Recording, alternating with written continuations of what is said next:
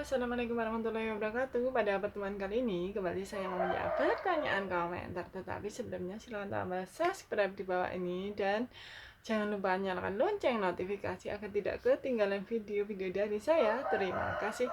Oke, langsung saja saya bacakan pertanyaannya. Pertanyaannya begini.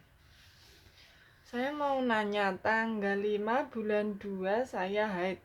Terus tanggal 26 saya menstruasi lagi. Tapi bulan 3 tanggal 29 saya tes pack positif. 3 hari kemudian keluar flek, lalu keluar darah seperti menstruasi. Lalu saya tes samar-samar. Itu bagaimana, bahaya atau enggak? Oke, langsung ini saya jawab ya. Ini kayaknya sudah saya jawab ya. Sudah saya jawab.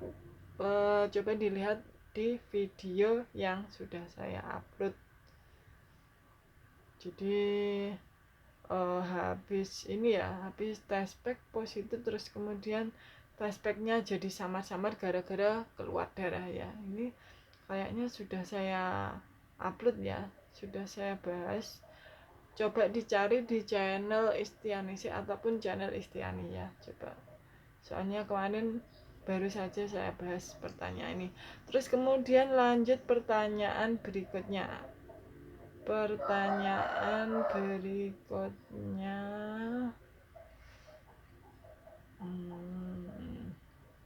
Oke. Langsung saya bacakan pertanyaan berikutnya ya. Saya telah 3 hari suntik KB dan tanggal 5 saya suntik dan tanggal 6 berhubungan. Apakah bisa hamil? Ini sudah sering ya.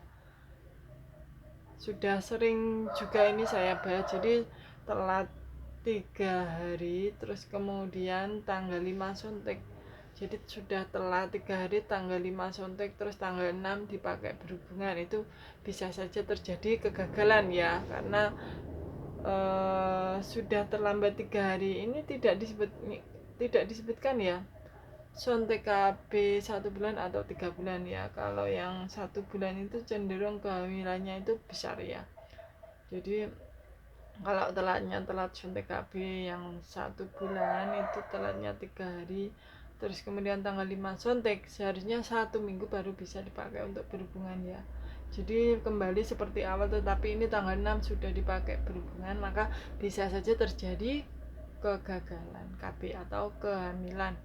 Oke, lanjut pertanyaan berikutnya.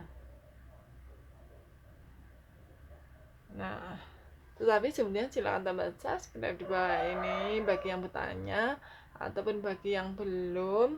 Terus kemudian nyalakan lonceng notifikasi agar tidak ketinggalan video-video dari saya. Terima kasih. Oke, langsung saja pertanyaan berikutnya.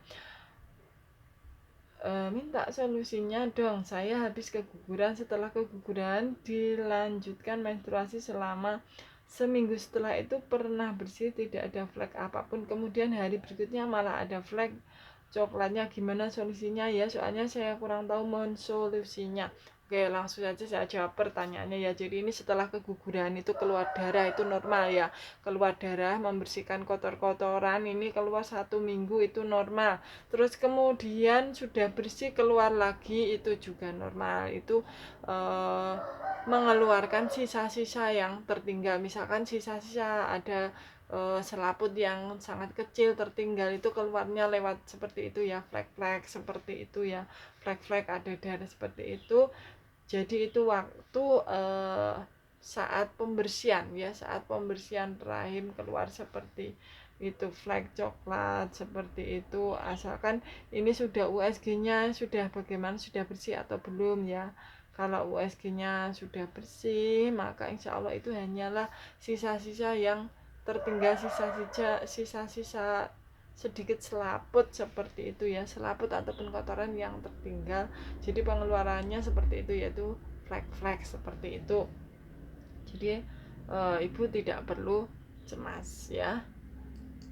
Kalaupun misalkan USG sudah bersih terus seperti ini juga bisa karena masih penyesuaian hormon kehamilannya turun, terus masih penyesuaian terus terjadi flek, itu juga bisa terjadi seperti itu. Terus kotoran tadi yang masih menempel dalam rahim, proses pengeluarannya juga melalui lewat flek-flek seperti itu ya.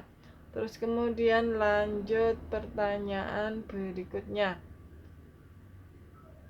Bulan lalu 12 Maret saya USG, waktu baru telat 7 sudah kelihatan kantong tapi belum kelihatan janinnya. Minggu lalu saya USG lagi masih kantong saja. Bahkan ada kantong baru di sebelah kantong yang lama, tapi keduanya belum kelihatan janinnya. Dokter suruh balik 2 minggu lagi untuk observasi. Saya takut sekali nggak nanti jadi BO. Saya nggak ada keluhan apa-apa, nggak ada flek. Oke, langsung saja saya jawab pertanyaannya. Jadi ini tanggal 12 Maret itu USG, itu baru telat 7 hari ya, baru telat 7 hari itu sudah ada kantong kehamilannya. Terus kemudian minggu lalu, jadi minggu lalu ini pertanyaannya 1 minggu yang lalu, berarti 2 minggu yang lalu, jadi April ya. April sekitar tanggal 14-an ya, ini USG. USG berarti usia kehamilannya itu sudah ini 5 sama 4, sudah 9 minggu ya, sudah 9 mingguan. Terus masih kantong saja, jadi masih kantong lagi ya, cuman kantong saja. Bahkan ada kantong baru di sebelah kantong yang lama, tapi keduanya belum kelihatan janinnya. Nah ini kalau usia kehamilannya itu sudah 9 minggu itu seharusnya memang sudah ada janin ya. Kalau belum ada janin bisa mengarah ke kehamilan kosong atau BO. Terus untuk yang kantong yang keduanya itu bisa merupakan kehamilan kembar ya, kehamilan kembar tetapi tidak ada janinnya atau BO ya. Tetapi ini munculnya terakhir ya, munculnya kantong yang satu itu belakangan, jadi ini harus diobservasi lagi. Jadi 2 minggu lagi kontrol lagi ya, kontrol lagi. Jika nanti ada janin, misalkan satu ada janin satu tidak, maka bisa dipertahankan untuk yang satunya itu ya, untuk kehamilannya yang ini, yang nanti ada janinnya seperti itu ya. Jadi kehamilannya bisa kembar tetapi yang satu bisa kosong. Terus yang satu nanti kalau 2 minggu lagi ada janin, yang satu ada janin, bisa saja terjadi seperti itu. Ataupun tiba-tiba saat ini tidak kelihatan, nanti kalau USG kelihatan janinnya, itu bisa juga terjadi ya. Jadi semua itu terkadang bisa terjadi ya, apapun bisa terjadi.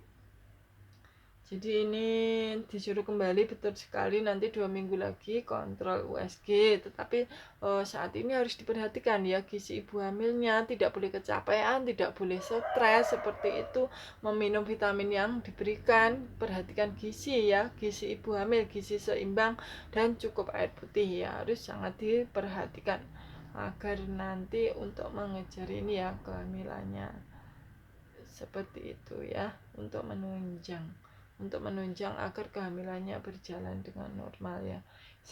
Saya takut sekali, jadi ibu tidak perlu takut, jadi banyak berdoa saja ya, semoga kehamilannya berjalan dengan normal, nggak ada keluhan flek ya. Ini bagus ya jika tidak ada keluhan atau flek. Oke, jadi inti dari jawaban ini, ibu betul sekali harus kontrol 2 minggu lagi untuk melihat kantong yang satunya dan juga kantong yang ini ya, karena 9 minggu seharusnya itu sudah ada janin, tetapi belum ada janin, harus observasi lagi ya. Nanti bisa dilihat sampai usia 12 minggu.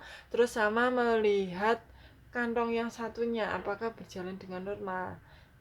Kalau misalkan ini ya, punya riwayat keturunan kembar, bisa saja terjadi kehamilan kembar ya, muncul kantong. Terus akhirnya kemarin ini ada yang di sini juga yang komentar itu seperti terjadi seperti ini, kemunculan kantong yang satunya itu, terus ada 2 kantong, terus kemudian dua-duanya ada janinnya. Itu bagus sekali, semoga ibu nanti seperti itu ya. Jadi ada kantong lagi, terus kemudian ada janinnya, jadi kehamilannya bisa berjalan dengan normal, nggak ada keluhan juga. Ini bagus sekali. Terus 2 minggu lagi kontrol. Wah, betul sekali.